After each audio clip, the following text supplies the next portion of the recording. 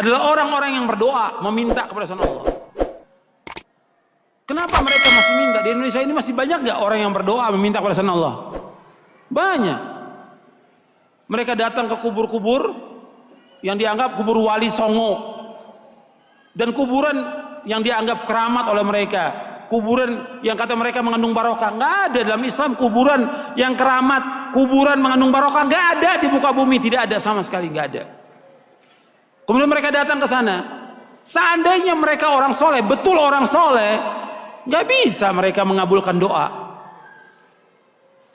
nggak bisa. Mereka mendengar pun nggak bisa. Seandainya mereka mendengar kata Allah, nggak bisa menjawab. Kan di sini Allah sebutkan di sini, man la yastajibu lahu nggak bisa menjawab, nggak bisa mengabulkan sampai hari kiamat.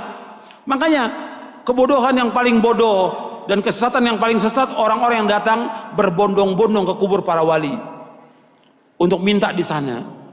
Kalau ziarah kubur boleh, perhatikan ini, jangan salah paham. Tolong perhatikan, dengarkan baik-baik, jangan salah paham. Kalau ziarah kubur ke kuburan kaum muslimin boleh, dianjurkan oleh Nabi Muhammad SAW. Ziarah kubur ke kuburannya pemakaman kaum muslimin boleh, sunnah, dianjurkan oleh Rasulullah SAW. Kata Nabi, kuntu nahaitukum an ziyaratul kubur fazuruha fa inna tudzakkirukumul akhirah. Kata Nabi, aku pernah melarang kalian untuk ziarah kubur, sekarang boleh kamu ziarah kubur, karena ziarah kubur mengingatkan kalian kepada akhirat. Dalam riwayat yang lain disebutkan bahwa ziarah kubur mengingatkan kalian kepada kematian. Ziarah kubur kaum muslimin boleh, tapi ziarah kubur yang dilakukan oleh mereka ini, datang ke kuburan wali dengan niat kuburan itu mengandung barokah, bahwa orang itu soleh, suci, bisa mengangkat doa mereka ke langit kepada Allah sebagai tawasul. Mereka minta, ada yang menjadikan mereka sebagai wasilah kepada Allah, ada yang menjadikan mereka sebagai syafaat kepada Allah, ada yang mereka menjadikan mereka sebagai Tuhan yang mereka minta kepada penghuni wali, penghuni kubur itu. Ini kenyataan yang dilakukan oleh orang-orang yang ziarah-ziarah kubur ke kuburannya para wali. Dan ini kalau Anda perhatikan, kerusakannya luar biasa ini. Karena masalah akidah, masalah tauhid, mereka memalingkan ibadah kepada selain Allah yang Allah tidak redho selama-lamanya. Di dalam buku atau kitab Ushulus Tsalatsa oleh Syekh Muhammad bin Abdul Wahhab dikatakan, innallaha la yarda ay yushraka ma'ahu ahadun fi ibadatihi la malakun muqarrabun wala nabiyyun mursal. Allah tidak redho selama-lamanya apabila Allah disekutukan dengan makhluknya, apakah dengan malaikat yang dekat atau dengan nabi yang diutus. Allah nggak redho. Maksudnya kalau ada orang yang berdoa meminta kepada malaikat Jibril, minta kesembuhan, minta rezeki, minta dimudahkan urusan, Allah nggak redho. Karena malaikat Jibril nggak bisa mengabulkan doa yang mengabulkan doa Allah. Atau kepada nabi yang diutus, orang datang ke kuburannya Nabi Muhammad SAW, minta kepada Nabi Muhammad SAW supaya dimudahkan rezekinya, supaya dimudahkan jodohnya, supaya dagangannya laris, supaya segala macam. Allah nggak redho, nggak redho. Kenapa? Doa itu wajib dipanjatkan dan hanya ditujukan kepada Allah saja, tidak kepada yang lain. Allah nggak redho. Hatta kepada orang yang paling soleh, Nabi Muhammad SAW, orang datang kepada kuburan beliau minta, Allah nggak redho. Makanya nggak ada seorang sahabat pun yang datang ke kuburan Nabi untuk minta sesuatu, tidak ada. Tidak ada seorang sahabat pun radhiyallahu anhum ajmain yang datang ke kuburan Nabi untuk minta sesuatu, tidak ada sama sekali. Mereka berdoa langsung kepada Allah. Begitu juga setelah wafatnya Khulafaur Rasyidin, nggak ada orang datang. Tapi belakangan di abad kedua, ketiga mulai, siapa yang melakukan pertama kali penyembahan kepada kubur yang dikeramatkan pertama kali di muka bumi? Syiah. Pertama kali, laknatullah alaihim. Pertama kali Syiah yang menyesatkan kaum muslimin. Mereka katakan kubur imamnya, kemudian kubur Husain mereka sembah, mereka tawaf di situ. Itu pertama kali. Sunnahnya orang Syiah, sunnah sayyi'ah, sunnah jahiliyah yang mereka lakukan. Bukan sunnah hasanah, sunnah sayyi'ah. Mengajak orang untuk menyembah kubur. Setelah itu diikuti oleh apa? Diikuti oleh yang kedua, tarekat sufiyah. Yang pertama Syiah, laknatullah alaihim. Yang kedua tarekat sufiyah. menganggap bahwa gurunya, syekhnya sebagai wali, sudah mencapai tingkatan yang paling tinggi, sampai datang. Sampai syekhnya mengatakan di buku-buku mereka, di kitab mereka, kalau kamu mengalami kesulitan, kesusahan dan saya sudah mati, kamu datang ke kubur saya, kata mereka begitu. Ini sesat dan menyesatkan kaum muslimin. Anda melihat sekarang tambah banyak orang yang pertama kali mulai kuburan itu disembah, kemudian dibangun kubur di dalam masjid, itulah orang-orang Syiah. Nggak akan bertemu dalam Islam antara kuburan dengan masjid selama-lamanya, tidak akan ketemu dalam Islam. Adapun kuburan Nabi sallallahu alaihi wasallam itu di luar masjid. Kemudian pada khalifah zaman Abdul Malik dibongkar, dimasukkan, dan sahabat sudah mengingkari yang masih hidup pada zaman itu. Nggak bisa bersatu dan beda kuburan Nabi. Karena apa? Nggak mungkin kuburan Nabi akan dibongkar, dipindahkan ke Baqi, nggak mungkin. Karena Nabi nggak mau. Kalau di Baqi akan disembah oleh manusia. Makanya Nabi dibedakan khusus untuk Nabi, dikuburkan di tempat itu dengan dua sahabatnya, Abu Bakar dan Umar. Adapun kuburan yang lain nggak boleh, nggak bisa bersatu antara masjid dengan kuburan selama-lamanya. Yang pertama kali Syiah. Karena ini perbuatan siapa? Perbuatannya orang-orang Yahudi dan Nasrani. Maka 5 hari menjelang wafatnya Rasulullah mengatakan la'natullahi 'alal yahudi wan nasara ittakhadhu qubur anbiya'i masajid wa ana anhaakum an dzalik. Mudah-mudahan, kata Nabi SAW, 5 hari menjelang wafat, mudah-mudahan Allah melaknat orang Yahudi dan Nasrani karena mereka menjadikan kubur Nabi mereka sebagai tempat ibadah. Aku larang kalian jangan melakukan seperti mereka.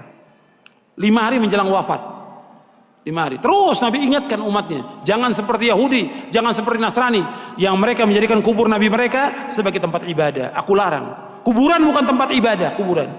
Dan gak boleh melaksanakan perjalanan ke makam-makam, gak boleh.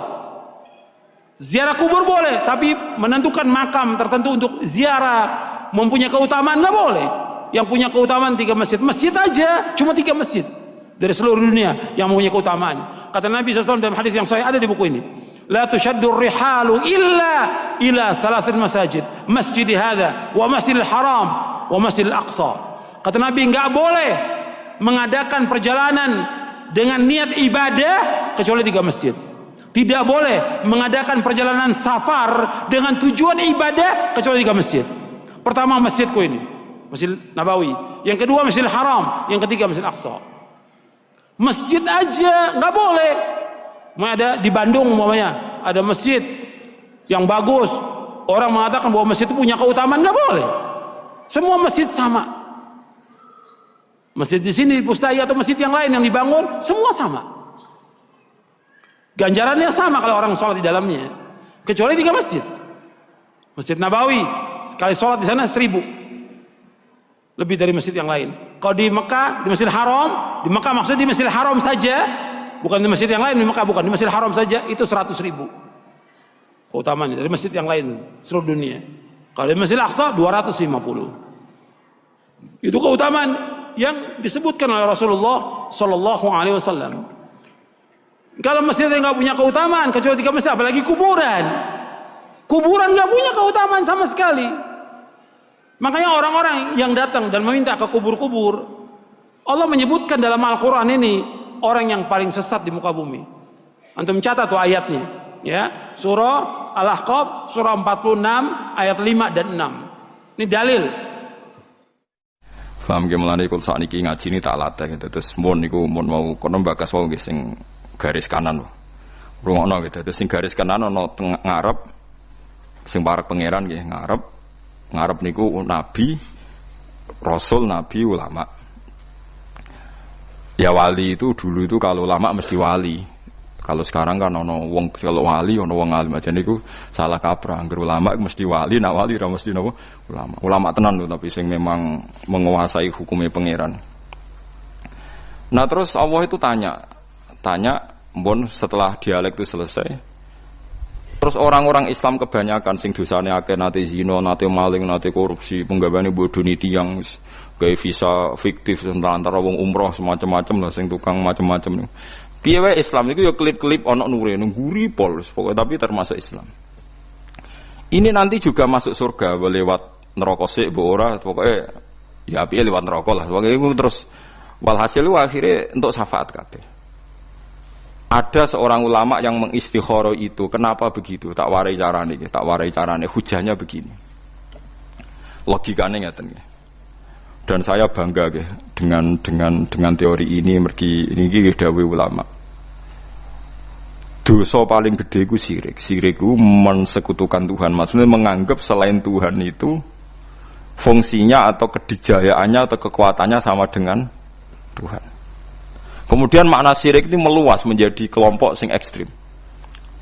Ana wong sing darani sekedar ziarah kubur, ndonga ning kuburan dianggap napa syirik, mergo dianggap njaluk napa kuburan.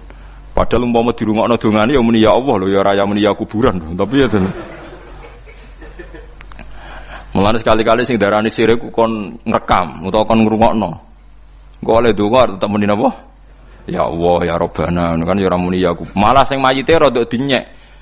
Nah piye kowe teko adu-adu nek misale ruhin sampeyan ziarah ning aku atau ngenyek Gusti niki guru kula salah-salah dosa-dosane sepuro mbakas dosaku bareng gak kurang ajar tapi lha iya kok diarani njaluk aku piye ngenyek bareng kok njaluk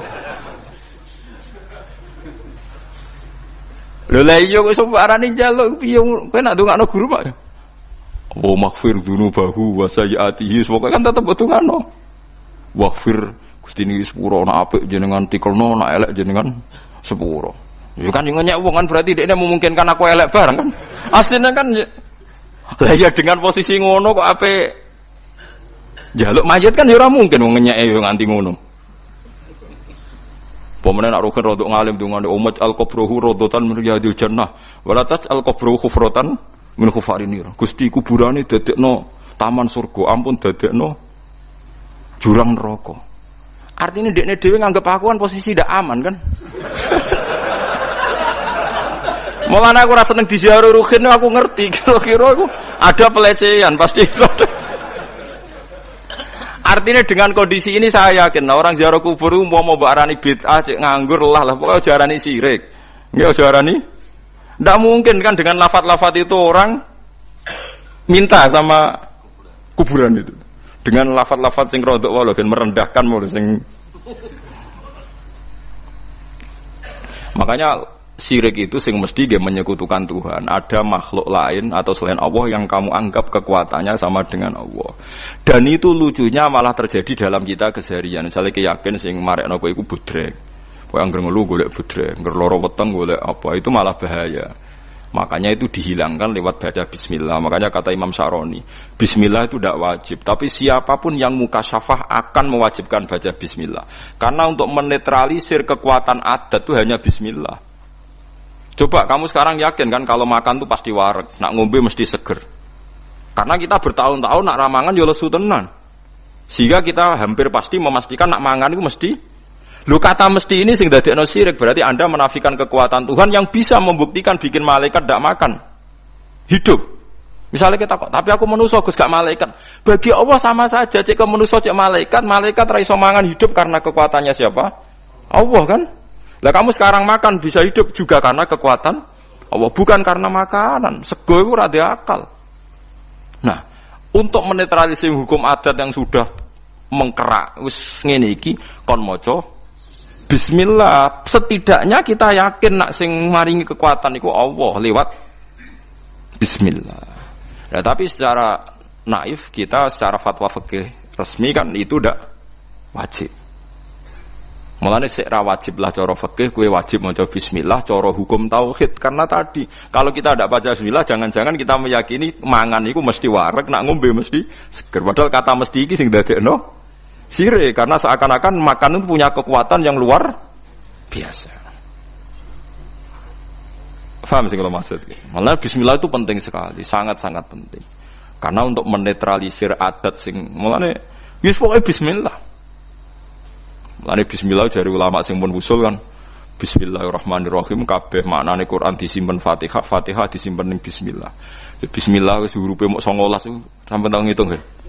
Aku wong alim ora tau ngitung lah tetep ero. Perkarane yo maca kitab itu dadi aku pokoke bismillahirrahmanirrahim ku jumlahe pinten? 19. 19 iku disimpen ning bak. Wis 19 karek sithik disimpen ning bak.